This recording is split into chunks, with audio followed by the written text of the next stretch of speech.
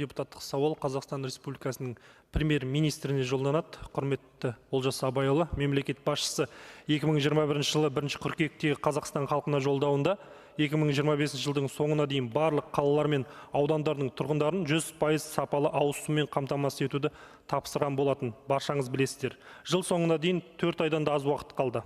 Бірақ проблема әлде бар екенін көзіміз жетті. Бұны біз өңірлерге жасаған сапарларымыз барысында өз көзімізбен көріп келген соң айтып отырмыз.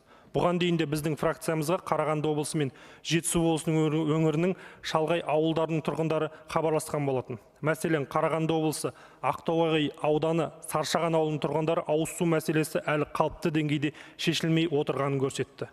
Ал осы Қарағандының Осакаров ауданының қарасты Қаракөл ауылында ұңғыма бұрғыланғанымен әлі күнге дейін су жүйесі қалыпқа келмеген. Тұрғындар өз үйлеріндегі краннан су алып ішуден тіпті күдерлерін үзе бастаған.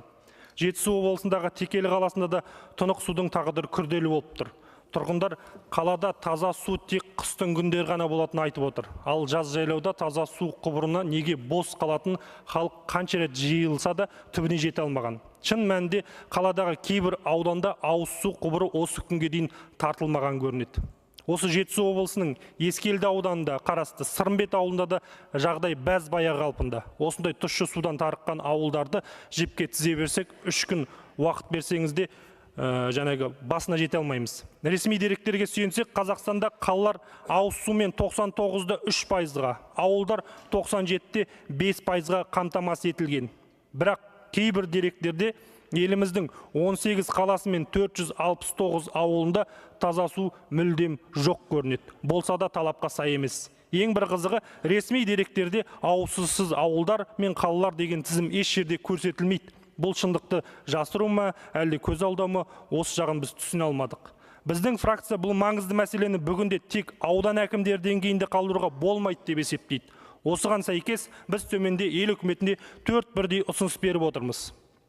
Бірінші, біздің қолымызға түскен сусыз отырған 18 қала мен 469 ауылдық елді мекендерге су тарту мәселесі қашан қолға алынатындығын нақтылап алсақ, осыған сай атқарып жатқан жұмыстар бойынша оларды қай мерзімге және қандай жолмен су құбырын қосылатын көрсетілген нақты жол картасын ұсынуыңызды сұраймыз. Оларды ашық дерек көздерге жариялап, әкімдердің сайттарына ілу керек. Екінші, тұрғындар үшін интерактивті кері байланыс жүйесін жергілікті әкімдік 5 жұмыс күні ішінде жауап беруді міндеттей отырып, су жоқ жерде шағымдар, фотосуреттер мен геотектер үшін сенім телефондары мен чат-боттарды қолдану қажет деп санаймыз. Үшінші, 90 сайын жергілікті депутаттардың, ауыл тұрғындарының, мердігерлердің қатысуымен қоғамдық тыңдаулар өткізіп, әр аудандағы жұмыстың барысы мен проблемаларын талқылау қажет. Оны халықтың да қадағалау арқылы екі жақты бақылау орнатып, есеп беру отыру керек. Төртінші, 2025 жылдың соңына дейін бірде-бір елді мекен сусыз қалмас үшін құрылысы аяқталмаған ауылдарға су таситын көліктер, су қоймалары, су тартатын пункттер сынды уақытша шараларды ұйымдастыру аса маңызды деп есептейміз.